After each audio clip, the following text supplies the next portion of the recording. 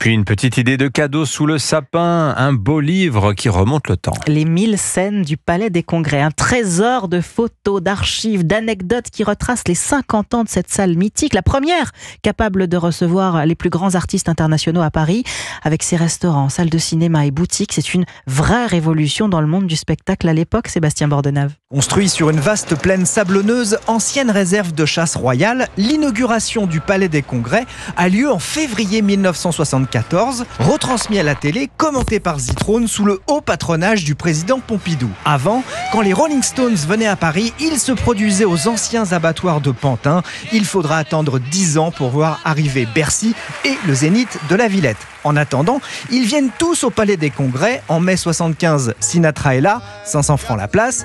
Qui dit Palais des Congrès dit aussi Vartan, Bécaud, Montand, Aznavour et Sardou qui va s'y produire la première fois un 2 novembre 1978.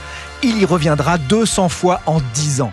Dans ce livre, Michel raconte comment il adorait recevoir dans sa loge Barbara, mais elle détestait y croiser d'autres artistes. Dès lors, elle préférait se cacher dans le placard de la loge du chanteur. Un jour, ce dernier l'a oublié. 50 ans d'anecdotes savoureuses dans cet ouvrage. Bel anniversaire au Palais des Congrès. Sébastien Bordenave, les 1000 scènes du Palais des Congrès de Jenan Carrette-Agé et Éric Bureau, c'est aux éditions du Cherche Midi.